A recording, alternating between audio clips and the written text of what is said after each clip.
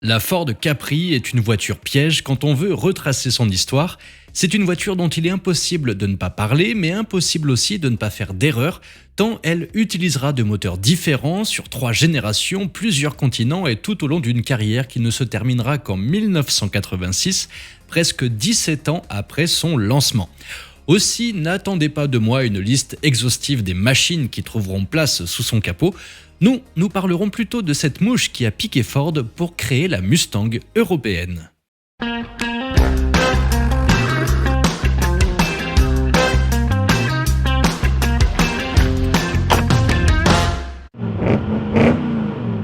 Avant de parler de l'histoire de la Ford Capri, j'aimerais vous parler d'un outil indispensable pour tous les passionnés d'automobile, surtout si vous envisagez d'acheter une voiture d'occasion, Car Vertical. Vous vous êtes déjà demandé si la voiture de vos rêves cache un passé sombre, peut-être un accident jamais déclaré ou un compteur trafiqué? Eh bien, Car Vertical est là pour vous aider à lever le voile sur l'histoire complète d'un véhicule. Imaginons que vous ayez trouvé une voiture qui semble parfaite. Avec Car Vertical, en quelques clics, vous obtenez un rapport détaillé qui peut révéler des informations cruciales comme des accidents passés, le kilométrage réel et même si elle a été volée. Le rapport peut même inclure des photos après un accident pour que vous sachiez exactement à quoi vous attendre. Et pourquoi c'est important? Eh bien parce que l'achat d'une voiture d'occasion, c'est parfois comme jouer à la roulette russe. Sans les bonnes informations, vous pourriez vous retrouver avec des milliers d'euros de réparation imprévues. N'attendez donc pas d'avoir de mauvaises surprises, utilisez mon code promo CarJagger pour obtenir une réduction exclusive de 20%. Cliquez sur le lien en description ou dans le commentaire épinglé pour en savoir plus et vérifiez l'historique de votre prochaine voiture dès maintenant. Puisque chaque voiture a une histoire, découvrez-la avec Car Vertical avant de faire votre choix. Si aujourd'hui vous demandez à quelqu'un ce qu'évoque pour lui le nom de Capri, il y a de fortes chances qu'il vous fredonne l'entêtant refrain de ce succès des 60s. Capri, c'est fini. Ou qu'il vous parle de cette belle île italienne de la baie de Naples. Il vous faudra beaucoup de chance pour tomber sur quelqu'un capable de citer spontanément ce modèle Ford, la Mustang européenne. Encore que Ford a ressuscité il y a quelques semaines la Capri sous la forme d'un SUV dont la politesse et le respect que j'ai à votre égard me poussent à ne pas en parler plus longtemps. Revenons-en donc à la Capri, la vraie. Il faut bien l'avouer, ce modèle, malgré son succès considérable pour un coupé, quasiment 2 millions d'exemplaires entre 69 et 86, n'a pas réussi à marquer définitivement les esprits pour supplanter Hervé Villard. Détail amusant, c'est à partir de 1965, année de lancement de Capri c'est fini, qu'est lancé le projet Colt qui donnera naissance à la Capri. L'idée est simple, créer une Mustang européenne, rien que ça. Comme pour la Pony Car américaine, il s'agit d'offrir une ligne racée sportive avec 4 places, utilisant au maximum tous les éléments mécaniques existants pour faire baisser les coûts, mais adaptés au style et aux contraintes de l'Europe. C'est donc dans la banque d'organes de Ford Europe qu'on piochera pour créer cette future Capri.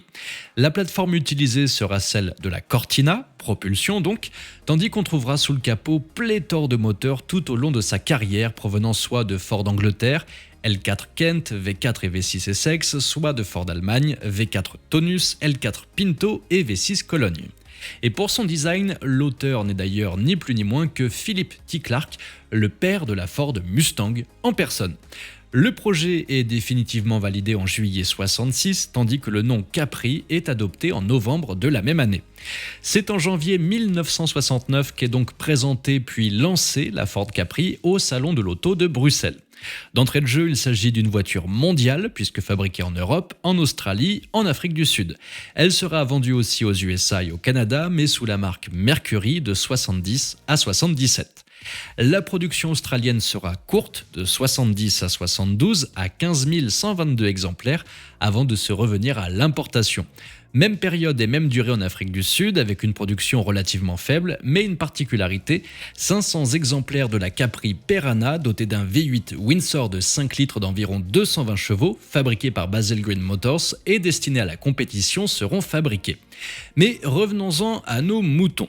En ce début des années 1970, l'heure n'est pas encore au GTI et les coupés d'inspiration sportive sont à la mode en Europe.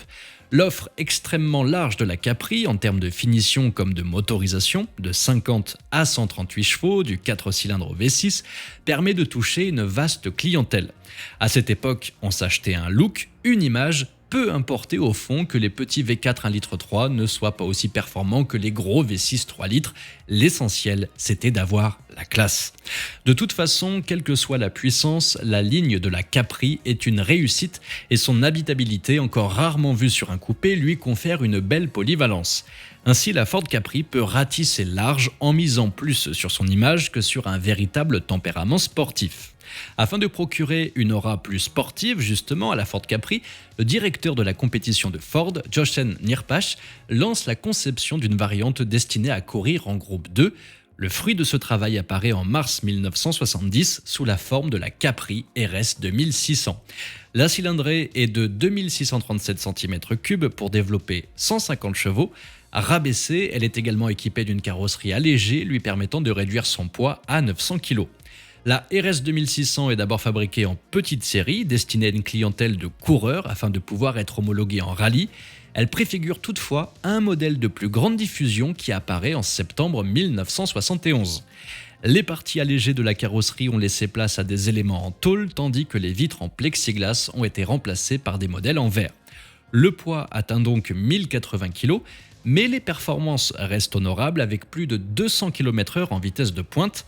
Côté accélération, la Capri RS 2600 fait même mieux qu'une Porsche 911 S, alors qu'elle ne coûte même pas la moitié de son prix.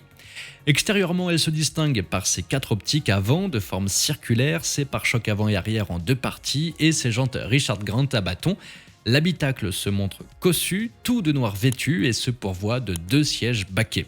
Alors que la Ford Capri RS 2600 civile entre à peine dans les concessions, son homologue de course ne manque pas de faire remarquer son turbulent caractère en remportant par 2 fois le championnat d'Europe de tourisme, tout comme les 24 heures de Spa-Francorchamps pour les éditions de 71 et 72. Et cette même année, la Capri RS 2600 remporte également les 24 heures du Mans dans sa catégorie.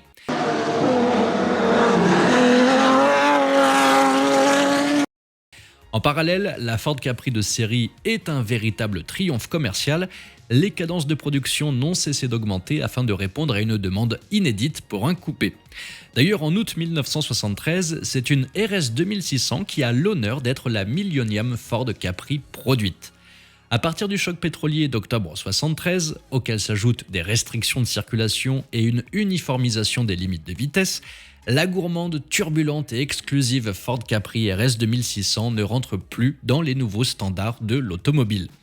L'arrivée de la nouvelle Capri 2 sur les chaînes de production fin 1973 marque l'abandon de la RS 2600 au terme de 3532 exemplaires fabriqués. En 1974, place donc à la Capri MK2. Censé rajeunir le modèle et lui apporter un aspect plus pratique avec un haillon, ce restyling fait aussi perdre à la Capri son petit look américain. Dès lors, le charme opère moins. Jusque-là, l'impression visuelle de puissance faisait illusion, permettant de se passer de chevaux. Avec ce nouveau dessin, il n'y avait plus ni plumage ni ramage. Cependant, la Capri restait dans la nouvelle mouvance stylistique des coupés européens concurrents, du genre Renault 15 et 17 ou Opel Manta B. Fort heureusement, la 3e génération de Capri rectifiera le tir en 1978. Bien sûr, son dessin n'est plus du tout américain. Cela dit, vu les productions américaines de l'époque comme la Mustang 3, c'est pas plus mal. Mais il gagne en agressivité, notamment grâce à ses doubles optiques et son capot retombant dessus. Encore aujourd'hui, il pourrait paraître dans le coup, surtout dans les versions haut de gamme et ou sportives de la Capri, car à partir de 1981, elle reçoit un V6 2,8 litres à injection développant 160 chevaux, enfin des canassons sous le capot, diront certains, de quoi enfin vraiment frimer. Des canassons oui, mais trop tard. Au début des années 80, la mode a changé et l'acheteur s'oriente désormais vers les petites GTI qui cartonnent en Europe. Tickford aura beau proposer une version haute performance portée à 205 chevaux, plus rien ne pourra empêcher le déclin de la Capri. Et pour cette rare version Tickford Turbo, à l'origine de cette super Capri, on trouve un homme, John Miles, un ancien pilote d'essai de Lotus et journaliste automobile. À la fin des années 70, début 80, Miles était sûr que la Ford Capri avait le potentiel d'une sportive atteignant 230 km/h. Persuadé du bien fondé de son idée, il écrit à Aston Martin, Reliant et Ford pour exposer son projet. Aston Martin, propriétaire de Tickford, répond positivement et une rencontre est organisée dans les bureaux londoniens de Pirelli, qui est aussi intéressé par le projet afin de promouvoir ses nouveaux pneus P7. Victor Gauntlet, le PDG d'Aston Martin, sera très intéressé par le projet, tout comme Bob Lutz, président de Ford Europe. En 1981, l'idée fait son chemin chez les deux partenaires, celle d'une voiture ayant le look et les performances d'une Aston Martin Vantage, tout en gardant les avantages d'une Ford Capri. La TIC Ford Capri Turbo ne sortira qu'en 1983 et sera dotée du V6 2,8 L turbo compressé, disposant d'une puissance de 205 chevaux pour une vitesse maxi de 220 km/h. À l'intérieur, la TIC Ford se part d'une sellerie mi-cuir, mi-tissu et de boiserie au tableau de bord. Elle nécessite pas moins de 200 heures de travail car elle est quasiment réalisée à la main. Malheureusement, après le départ de Bob Lutz vers les USA pour des fonctions plus importantes au sein de Ford, Ford Europe se désintéresse du projet. Le réseau Ford qui devait distribuer la voiture ne s'investit pas autant que prévu, préférant mettre en avant la Ford Sierra Cosworth. Rapidement, il apparaît que l'objectif de 400 TIC Ford Capri Turbo est un petit peu optimiste. Il sera ramené à 200, objectif qui ne sera jamais atteint puisqu'entre 1983 et 1987, date de l'arrêt de la production, seuls 85 exemplaires furent réellement produits. L'échec de la TIC Ford Capri n'était pas seulement la faute de la marque à l'ovale, le prix y fut aussi pour beaucoup. Une TIC Ford était vendue presque le double d'une Capri 2,8 L et flirtait avec les 20 000 livres. Difficile de dire combien vaut une TIC Ford Capri Turbo aujourd'hui, vu le faible nombre d'exemplaires produits. La Capri dans ses versions grand public sortira des chaînes en 1986. Voilà pour l'histoire rapidement résumée de cette Ford Capri qui ne retrouvera un successeur dans la gamme européenne qu'en 1992 avec la Ford Probe. Qu'en dire aujourd'hui, quelle que soit sa version ou sa génération, MK1, 2 ou 3, elle distille un parfum de nostalgie assez enivrant. Bien sûr, les MK1 ou MK3 sont plus intéressantes, mais la MK2 ne manque pas de charme. Et même si les gros moteurs sont plus tentants, les petits sont assez marrants pour peu qu'on ne recherche pas la performance. Et puis c'est un bon moyen d'apprendre la mécanique sur des moteurs robustes.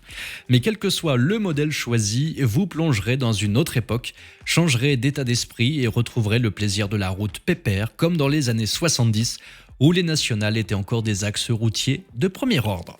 Bon, avec le temps, la rouille, les mauvais traitements, les swaps ou le tuning ont fait des ravages dans les rangs de cette fosse américaine, mais si vous en trouvez un bel exemplaire, posez-vous la question. Aujourd'hui, la Capri reste un peu une oubliée de la collection, mais qui sait si demain, elle n'en deviendra pas l'une des stars. Et si ce n'est pas le cas, peu importe. L'essentiel en automobile n'est-il pas de voyager sur la route comme dans le temps? Et vous, comment trouvez-vous la Capri? Dites-moi ce que vous en pensez dans les commentaires. N'oubliez pas de vous abonner pour ne pas louper nos 2 nouvelles vidéos chaque semaine. Likez, partagez. Merci à vous d'être aussi fidèles à la chaîne. Et vive Hervé Villard. Capri, c'est fini.